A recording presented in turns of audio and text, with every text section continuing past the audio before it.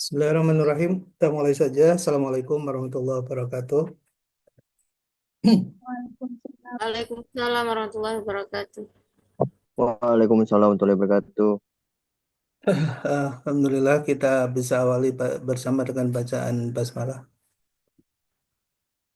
Bismillahirrahmanirrahim. Rabbi israh li sadri wa yassir li amri wa hlul 'uqdatam min lisani yafqahu qawli amma ba'du. Alhamdulillah, syukur kepada Allah Ta'ala, kita pagi hari ini walaupun tidak bisa bersuara offline, kita bisa bertemu kembali secara virtual dalam mata kuliah kita muamalah ketiga. Dalam hal ini kita akan masukin ke bab kelima tentang fikih mawaris. Eh, Nanti kalau ada suara mendengung atau apa mohon dibantu info. Saya akan coba berbagi karena kondisi laptop ini kayaknya kurang stabil. Eh, Baik, jadi kita pada pertemuan yang kelima ini akan bahas tentang waris ya. Eh, di slide sudah terlihat ya.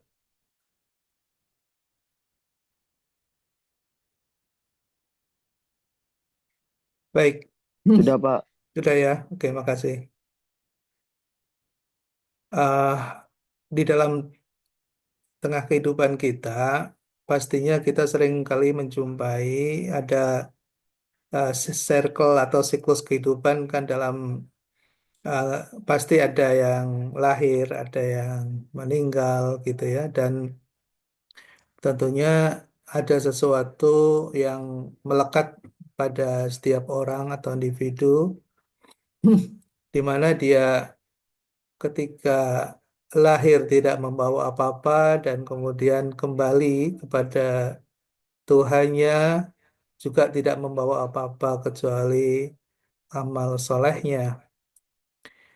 Namun demikian, ketika dia hidup tentunya ada usaha yang dia lakukan, lalu kemudian dia mungkin memiliki keturunan, ataupun ada yang juga tidak dikaruniai keturunan. Ada yang ditinggalkan berupa harta benda maupun lainnya. Nah, di dalam Islam diatur bagaimana pembagian harta waris yang ditinggalkan oleh mereka yang meninggal ini kepada ahli warisnya gitu. Nah, di dalam Islam kita sebut dengan fikih mawaris atau sering kita sebut juga faraid ya. Fikih mawaris ini adalah merupakan cabang ilmu fikih yang mengatur pembagian harta waris sesuai syariat Islam. Baik, ini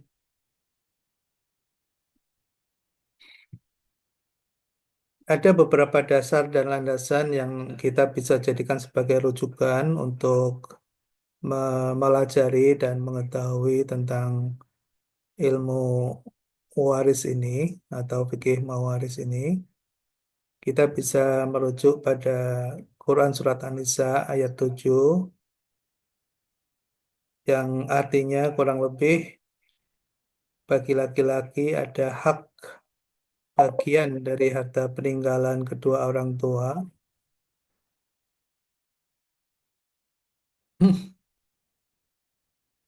Dan bagi perempuan ada hak bagian dari harta harta peninggalan kedua orang tua dan kerabatnya, baik sedikit atau banyak menurut bagian yang telah ditetapkan.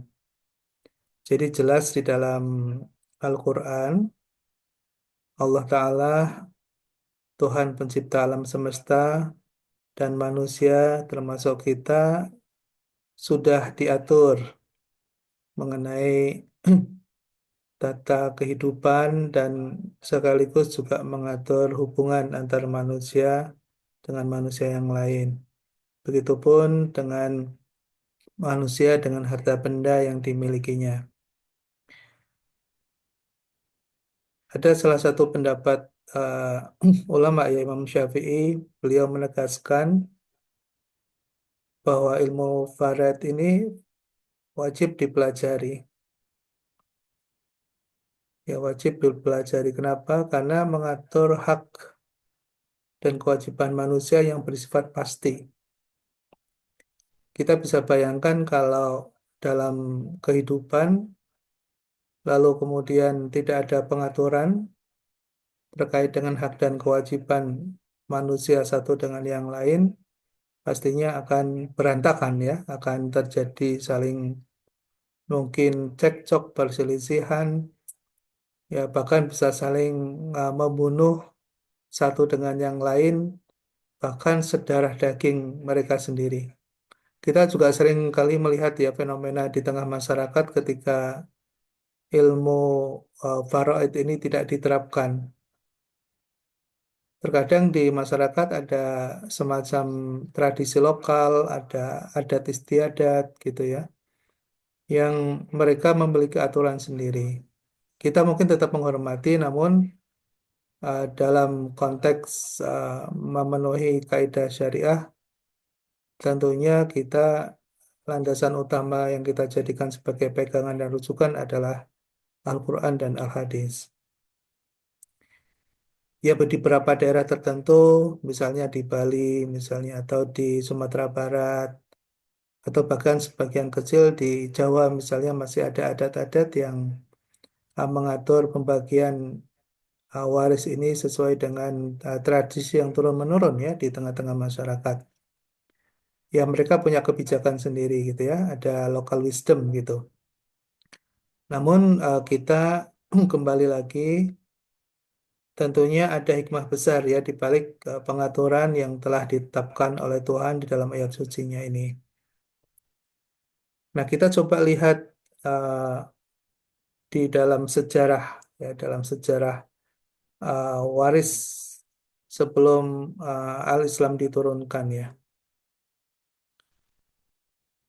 Mungkin kita pernah membaca di beberapa literasi bagaimana masyarakat Timur Tengah pada masa itu sebelum kehadiran dan kelahiran Rasulullah. Di dalam zaman Jahiliyah ditulis di beberapa manuskrip ya bahwa seorang laki-laki dewasa yang mewarisi dan bagaimana mereka membagi harta benda hasil waris itu sesuai dengan uh, kekuatan atau kekuasaan yang mereka jadikan sebagai rujukan. Ya misalnya sebut saja bahwa yang berhak mewarisi adalah hanya laki-laki misalnya. Sedangkan seorang perempuan tidak memiliki hak untuk menjadi ahli waris dari orang tua mereka misalnya. Bahkan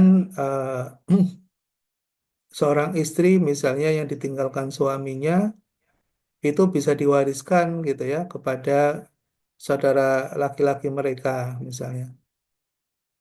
Nah, itu tradisi-tradisi yang ada di masa zaman jahiliyah ketika Islam belum mengatur tentang waris ini.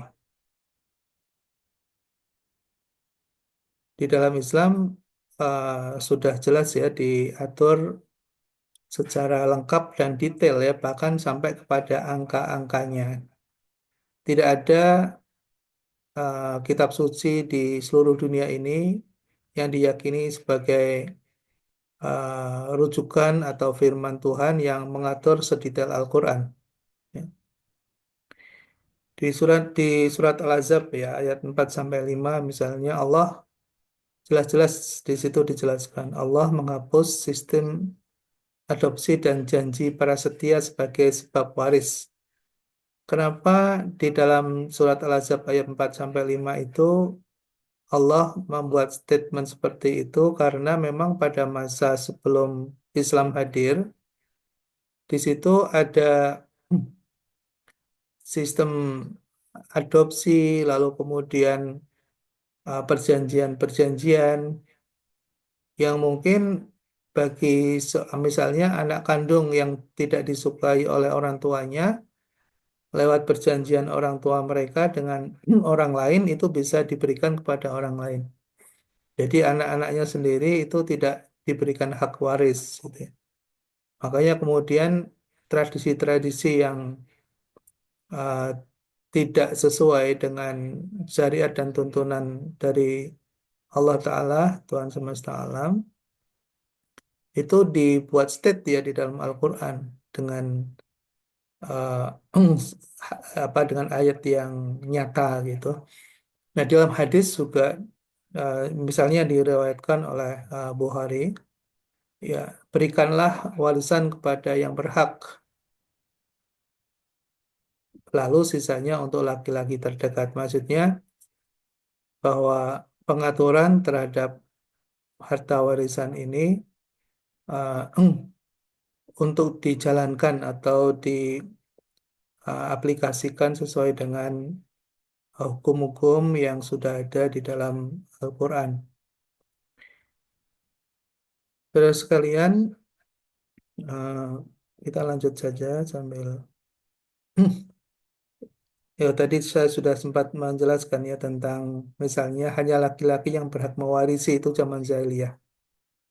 Lalu anak perempuan tidak mendapatkan hak.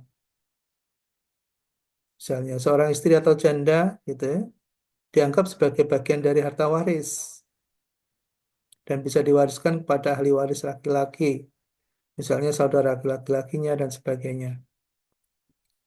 Tiga sebab utama pewarisan adalah pertalian kerabat, janji prasetya, pengangkatan anak misalnya. Nah, itu yang berlaku di masa zaman jahiliyah. Lalu kemudian eh, ketika Islam hadir, hal ini karena seringkali menjadi sumber perselisihan bagi masyarakat pada masa itu, dan tentunya Islam yang sempurna ini pasti akan mengatur, ya pasti akan memberikan jalan keluar. Nah, di dalam uh, rukun dan syarat waris yang kemudian dijadikan sebagai rujukan dan diatur, kita coba mulai kenal satu persatu sedikit demi sedikit ya. Karena memang kita sebagai seorang muslim ya diwajibkan untuk tahu ya karena pada akhirnya kita juga akan mengalami kondisi di mana kita akan mendapatkan hak waris pada suatu saat atau sebaliknya ya kita akan mewariskan kepada anak keturunan kita secara benar menurut syariat Islam. Jadi memang ini menjadi bagian yang perlu kita ketahui. Eh, di dalam Islam ada beberapa eh, mazhab ya yang terkadang ada perbedaan ya dalam cara pandang, namun demikian secara keseluruhan semua memberikan panduan yang benar. Tinggal nanti kita akan menyesuaikan mana yang menurut kita atau sebagian besar dari masyarakat Islam menerimanya ya sebagai sebuah syariat. Saudara sekalian, kita bisa melihat misalnya Imam Hanafi ya, bahwa ahli waris itu harus Muslim misalnya. Seorang yang non-Muslim ketika dia ada dalam keluarga Muslim, misalnya katakanlah dia sebagai seorang anak yang kemudian berpindah agama menjadi non-Muslim, dia tidak punya hak ya untuk mewarisi dari orang tuanya yang Muslim. Misalnya. Imam Maliki misalnya, beliau berpendapat bahwa budak bisa mewarisi jika dimerdekakan sebelum kematian pewaris, misalnya. Jadi walaupun tidak ada dalam garis keturunan, misalnya Imam Maliki berpendapat kalau ada seorang budak yang dimerdekakan oleh tuannya, itu dia juga punya hmm, menjadi bagian dari ahli waris itu, misalnya. Nah, ini beberapa uh, pendapat ya dari beberapa ulama. Nah, yang tidak bisa mewarisi atau kemudian menghalangi seseorang yang masuk dalam ahli waris misalnya karena adanya suatu uh, menjadi apa pembunuh ya, dalam ada suatu kasus pembunuhan misalnya, bahwa pembunuh tidak mendapatkan hak waris. Jadi kalau ada seseorang misalnya yang uh, sudah secara hukum terbukti gitu ya, dan mendapatkan hukuman tetap begitu sebagai seorang pembunuh, misalnya dia kehilangan hak warisnya, yaitu kalau kita merefer kepada hadis riwayat Abu Dawud. Nah, ada sebab yang menghalangi waris, ada sebab yang kemudian menjadi hak waris ya. Sebab-sebab pewarisan itu bisa terjadi karena apa saja. Kita akan lihat dalam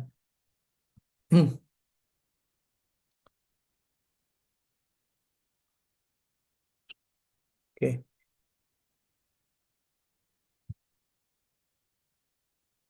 Sebab-sebab pewarisan itu bisa karena perkawinan, bisa karena nasab atau kekerabatan, bisa karena wala ya. Wala itu hubungan pembebasan budak tadi yang kita sebutkan sebelumnya. Oke.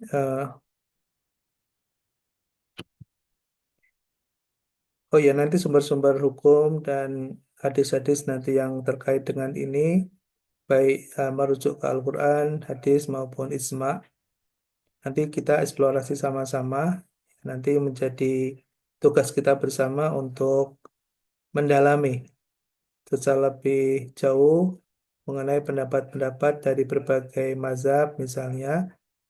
Namun yang kita coba jadikan sebagai rujukan adalah yang selama ini sudah dijadikan ya sebagai rujukan. Misalnya kita bisa lihat dari hasil uh, keputusan majelis misalnya.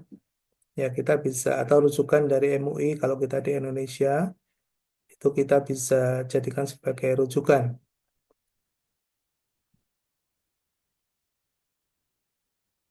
Nah, saudara sekalian, oh ya ini tadi kita sempat menyampaikan di awal bahwa mempelajari ilmu faraid ini menjadi bagian penting dan menjadi kewajiban kita sebagai seorang muslim ya. Tadi kita sudah sebutkan Rasulullah bersabda, pelajari Al-Quran dan ajarkanlah kepada orang-orang, pelajarilah ilmu faraid dan ajarkanlah ilmu itu kepada orang-orang. Yaitu sebagai rujukan bahwa kita diperintahkan untuk eh, mempelajari Al-Quran dan salah satu dari bagian yang kita wajib pelajari adalah ilmu faraid ini.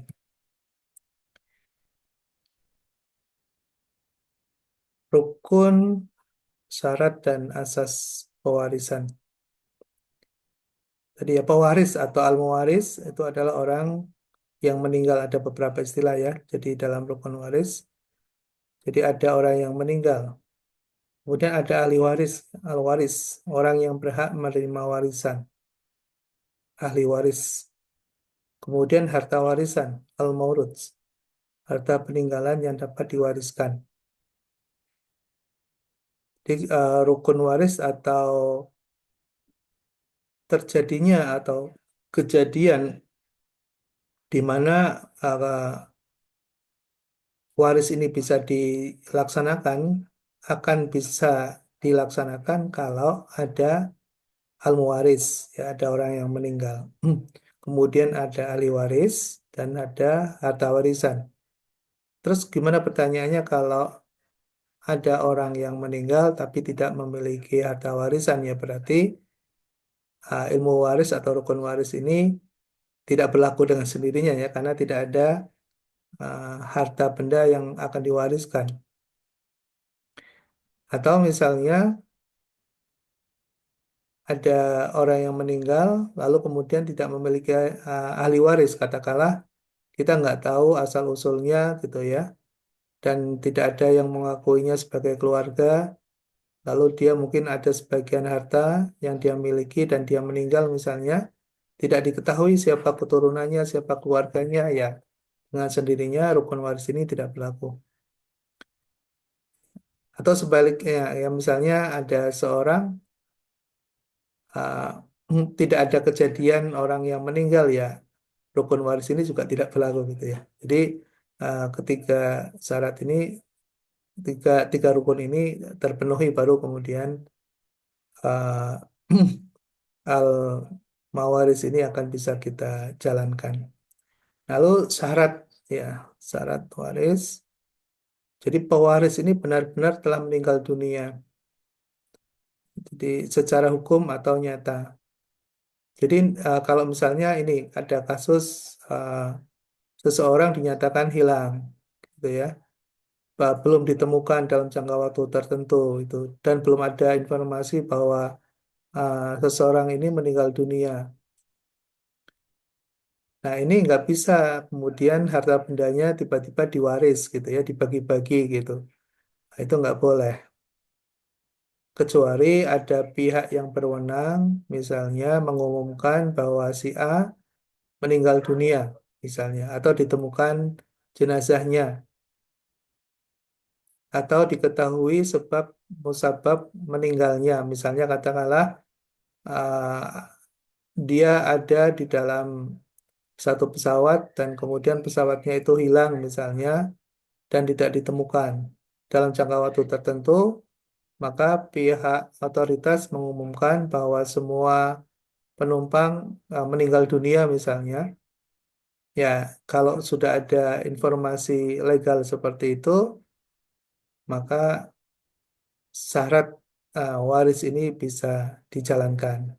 Tapi kalau tidak ada, tidak boleh ya, karena kan bisa jadi suatu saat 5 tahun kemudian tiba-tiba muncul orang ini misalnya ya.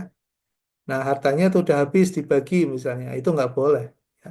Dia masih memiliki hak ya, karena belum ada otoritas legal yang mengumumkan.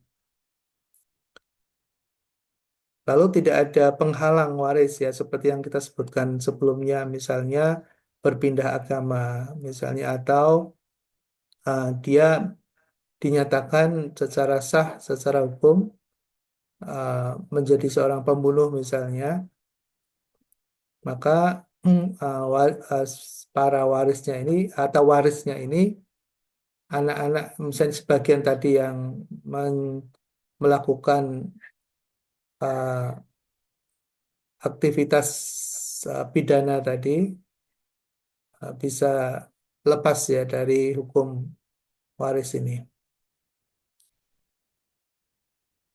Nah, asas kewarisan dalam Islam adalah yang dijunjung tinggi adalah asas keadilan. Asas keadilan. Setiap ahli waris mendapat hak sesuai dengan ketentuan. Kemudian asas kepastian. Bagian waris sudah ditentukan.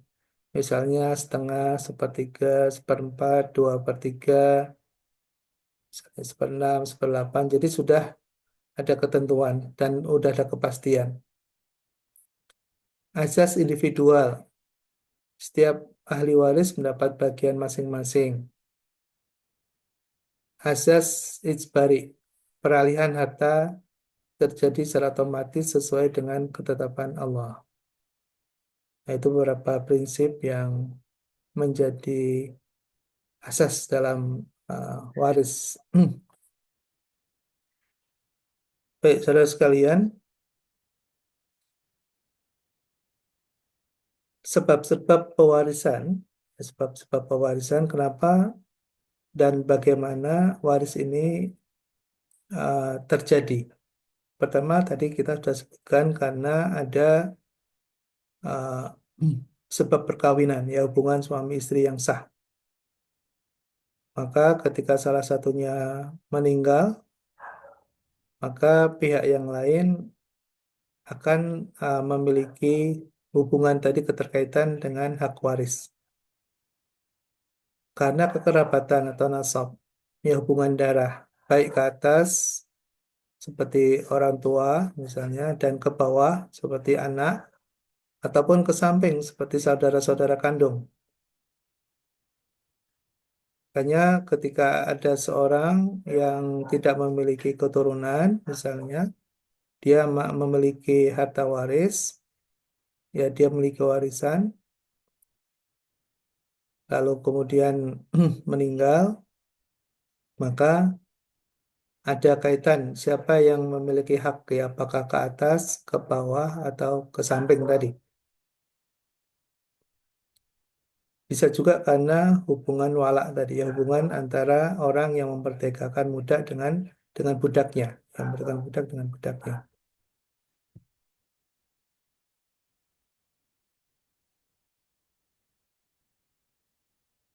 Nah, terus siapa yang bisa menjadi penghalang ya dalam pewarisan?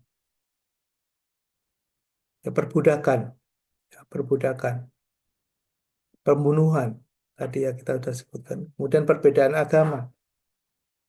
Di anak misalnya berpindah agama, maka dia tidak memiliki hak waris ya terhadap orang tuanya yang muslim.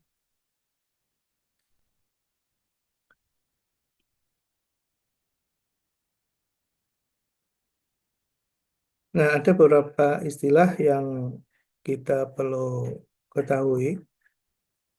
Ada istilah tirkah ya, tirkah dan urutan pengeluaran. Tirkah adalah harta peninggalan yang diwariskan oleh seorang pewaris, baik berupa benda bergerak, tidak bergerak, hak kebendaan maupun hak bukan kebendaan. Nah, urutan dalam pengaturan di tirkah ini adalah yang perlu dan yang nanti akan mengurangi dari jumlah waris adalah pertama biaya pengurusan jenazah ya. Jadi kalau ada seorang meninggal, maka biaya pengurusan jenazah ini bersumber dari harta waris. Kalaupun nanti ada misalnya katakanlah anak-anak yang mengurusnya, kalau diikhlaskan ya itu akan lebih baik. Tapi kalau misalnya ada anak atau keturunan atau keluarga yang jadi hak waris, misalnya ingin menagihkan itu terhadap harta warisnya, maka boleh saja, gitu ya. Jadi sebagian dari harta waris itu bisa digunakan untuk biaya pengurusan jenazah. Kemudian pelunasan hutang pewaris. Ini yang sensitif ya di tengah-tengah masyarakat. Terkadang keluarga atau ahli waris uh, ketika ada orang tua mereka yang meninggal, ya seringkali misalnya tolong apa diikhlaskan begitu ya, tolong diikhlaskan gitu ya, tolong diikhlaskan gitu. Itu baik juga sih untuk minta diikhlaskan kalau yang kecil-kecil gitu ya. Tapi kalau yang sifat dan jumlahnya itu cukup signifikan, kan tidak setiap orang mau mengikhlaskan. Nah, itu seharusnya sebelum harta benda diberikan kepada ahli waris atau dibagikan, dalam Islam diatur itu harusnya dikeluarkan dulu untuk menyelesaikan kewajiban-kewajiban dari yang meninggal. Jadi itu harusnya untuk melunasi dulu. Nah, terkadang si ahli warisnya enggan untuk melakukan itu. Nah, bagi seorang muslim yang mengetahui dan memahami tentang bagaimana nasib yang meninggal ketika masih memiliki beban hutang, ya, di mana arwah roh ini tidak akan sampai kepada Tuhannya, pastinya akan berpikir 7 kali ya, bagaimana kita memikirkan yang meninggal, apalagi itu orang tua kita, tentunya nggak tega kita ya untuk melakukan di mana harta waris itu lalu kemudian dihabiskan oleh para ahli warisnya dan mengabaikan hak-hak dari yang meninggal. Yang meninggal itu punya hak juga ya untuk diselesaikan kewajiban-kewajibannya. Nah, ini dalam Islam urutan dari penggunaan harta waris sudah diatur. Kemudian pelaksanaan wasiat. Jadi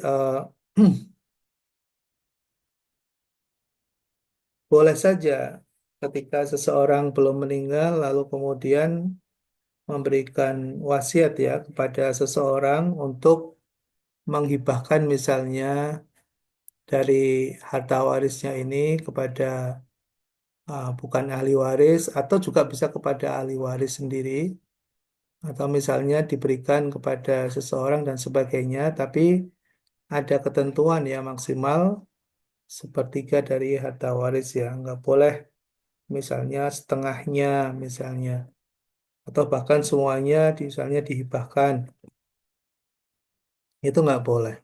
Jadi ada ketentuan. Kemudian setelah itu, setelah melaksanakan pengurusan jenazah sampai selesai, lalu kemudian hutang-hutang dari pewaris diselesaikan, mungkin ada wasiat-wasiat yang diberikan, itu ditunaikan, baru kemudian sisanya itu dibagikan kepada ahli waris.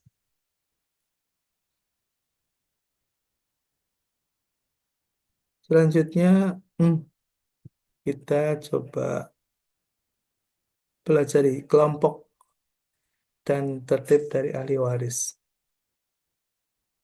Kelompok ahli waris laki-laki. Jadi anak laki-laki, cucu laki-laki dari anak laki-laki, ayah, kakek, saudara laki-laki kandung, saudara laki-laki sebapak, saudara laki-laki seibu, anak laki-laki dari saudara laki-laki, paman, anak laki-laki dari paman, suami, dan lainnya. Itu ada 15 ya kelompok ahli waris laki-laki. Ada kelompok ahli waris perempuan. Ada anak perempuan, cucu perempuan, anak laki-laki dari ibu, eh, dari nenek, saudara perempuan kandung, saudara perempuan sebapak, saudara perempuan seibu, istri, dan lainnya. Nah, tertib ahli waris. Ashabul furud atau ahli waris yang bagiannya sudah ditentukan di dalam Al-Quran. Ada istilah asobah atau ahli waris yang mendapat sisa setelah ashabul furud. Ada zawil arham, kerabat yang tidak termasuk 2 kelompok di atas yang mendapat warisan jika tidak ada ashabul furud dan asobah. Nah, ini nanti akan menarik kalau kita bikin kasus ya, bikin kasus lalu kemudian kita mengurai. Misalnya ada seseorang memiliki 2 anak laki-laki dan 1 perempuan misalnya. Lalu bagaimana pembagian untuk anak laki-lakinya dan anak perempuannya itu. Nah, ini menarik ya. Tapi ini dipelajari secara lebih mendalam nanti di ilmu faraid. Ya, minimal di dalam konteks muamalah ini kita memiliki gambaran ya bahwa pertama Islam mengajarkan ya kepada umatnya, kepada pemeluknya bahwa aturan hidupnya ini diatur secara all out overall, secara keseluruhan ya. Jadi tidak bisa menentukan sendiri, tapi sudah ada sesuai dengan ketentuan yang sudah ditetapkan oleh Allah Sang Pencipta. Kemudian pengaturan bagaimana agar tidak terjadi perselisihan, kita sama-sama taat dan patuh kepada ketentuan-ketentuan ini, maka insya Allah hikmahnya perselisihan di dalam keluarga akan bisa dihindari ya semaksimal mungkin karena biasanya terjadinya perselisihan di dalam suatu keluarga akibat ada merasa ketidakadilan. Nah, ketidakadilan itu muncul karena biasanya pembagian dari waris yang dilakukan oleh mereka yang meninggal itu dirasa tidak adil dan tidak memenuhi ketentuan syariah. Jadi karena kemauan sendiri yang tidak memiliki dasar rujukan dan pedoman. Itu yang biasanya menimbulkan perselisihan di dalam keluarga. Insya Allah bisa kita hindari kalau kita mengacu dan merujuk ya kepada aturan-aturan syariah. Baik saudara sekalian, eh, berikutnya kita bisa lihat nih furud al-muqaddarah ya bagian waris yang ditentukan. Siapa saja yang akan mendapatkan masing-masing bagian yang sudah ditentukan di dalam tuntunan kitab suci kita. Anak perempuan tunggal. Anak perempuan tunggal bisa mendapatkan hak setengah ya dari harta waris. Suami, jika istri tidak punya anak. Saudara perempuan tunggal, cucu perempuan tunggal dari anak laki-laki. Itu yang mendapatkan bagian setengah ya dari harta waris. Lalu yang mendapatkan bagian sepertiga, yaitu ibu, jika tidak ada anak atau saudara.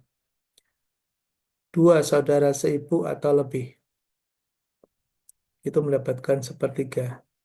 Mendapatkan bagian seperempat suami jika istri punya anak. Istri jika suami tidak punya anak. Kemudian bagian seperenam ibu jika ada anak atau dua saudara. Ayah jika ada anak. Nenek, cucu perempuan bersama anak perempuan. Saudara perempuan sebapak bersama saudara perempuan sekandung. Kemudian bagian sebesar 2/3 dari seluruh harta waris, yaitu dua anak perempuan atau lebih, dua cucu perempuan atau lebih, dua saudara perempuan atau lebih. Kemudian bagian yang mendapat 1/8, yaitu istri jika suami punya anak. Ya, memang ini ada ahlinya ya. Secara detail, bagaimana kasus di dalam suatu keluarga ketika ada pewaris atau seorang yang meninggal dunia, lalu kemudian memiliki keluarga, memiliki misalnya yang meninggal adalah suami, lalu ada istri, misalnya kemudian ada uh, anak atau keturunan dari sedarah misalnya, maka di situ bisa disimulasikan ya, dan ketentuannya sudah ada. Nah, berikutnya ada suatu hijab ya, penghalang atau pengurang dari bagian waris yang ada. Bisa kita sebut dengan istilah hijab bil wasfi, menghalangi seluruh warisan karena sifat tertentu seperti tadi yang kita sebutkan di atas, sebab penghalang terjadinya waris adalah terjadinya adanya pembunuhan misalnya, murtad atau budak.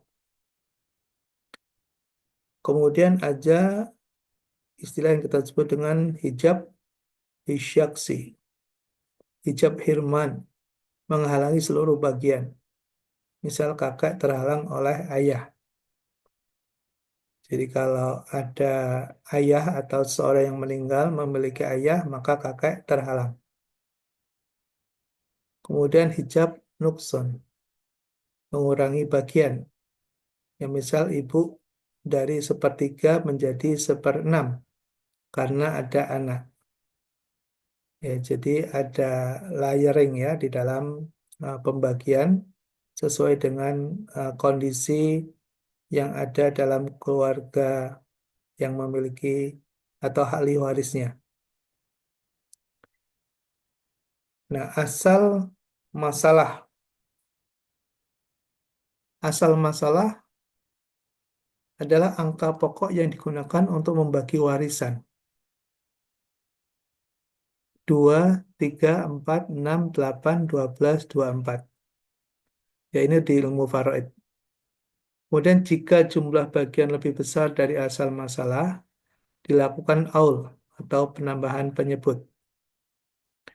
Jika ada sisa setelah pembagian, dilakukan rot atau pengembalian sisa kepada ahli waris tertentu.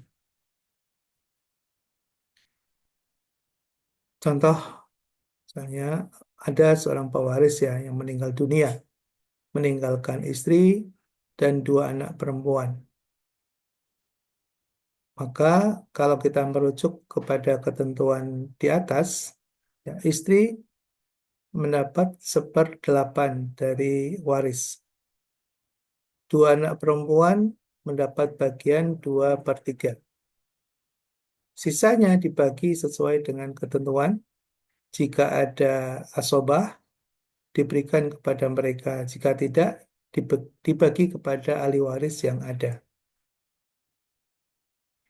Nanti kita buat beberapa kasus ya, nanti akan saya share agar kita semakin bisa memahami bagaimana praktek waris. Namun karena ini sebagai pemahaman dasar, jadi kita tidak akan uh, dalam karena kita tidak dipersiapkan sebagai seorang ahli ya. Tapi minimal kita memahami bagian-bagian, kemudian siapa yang punya hak waris, lalu kemudian penghalang ketika ada pewaris atau yang meninggal dari antara keluarga meninggal dunia, lalu kemudian keluar ada anggota keluarga yang tidak memiliki hak waris karena sebab-sebab tertentu misalnya. Nah, itu yang kita perlu ketahui sebagai dasar dari pengetahuan kita tentang waris dalam Islam. Sebagai penutup, fikih mawaris adalah ilmu yang sangat penting ya untuk menjaga keadilan dan keharmonisan keluarga setelah seseorang meninggal dunia.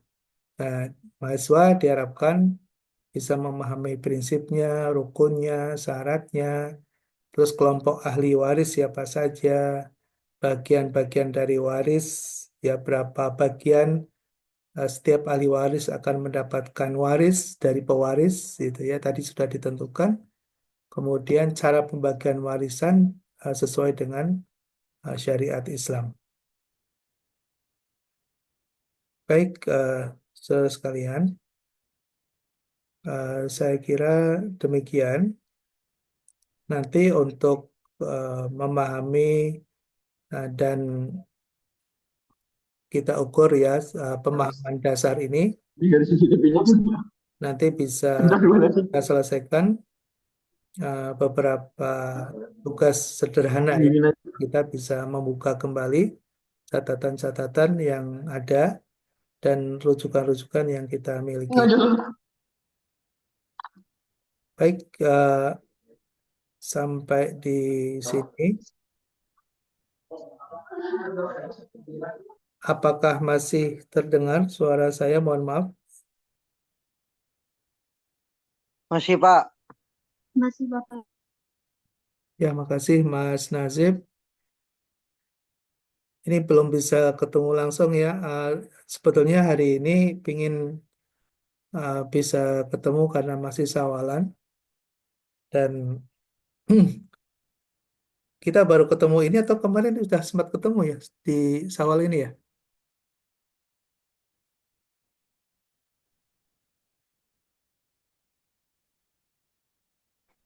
Belum ketemu Pak, minggu lalu juga online. Oh iya ya, minggu yang lalu kita Tidak ada, tidak ada. atau baru kali ini ya kita. Oke. Oke, terima kasih. Mohon maaf ya, mohon maaf sekali lagi lahir batin. Kalau semua kemarin belum sempat ketemu, lagi ada akreditasi ini di tempat kami ini, jadi sedang melayani tamu, asesor, belum bisa hadir. Mohon maaf. Terima kasih atas atensinya. Nanti tolong dikerjakan seperti biasa sebagai kuis dan absensi kita ya. Terima kasih. Assalamualaikum. Wabillahi taufiq wal hidayah. Assalamualaikum warahmatullahi wabarakatuh. Waalaikumsalam Waalaikumsalam warahmatullahi wabarakatuh. warahmatullahi wabarakatuh.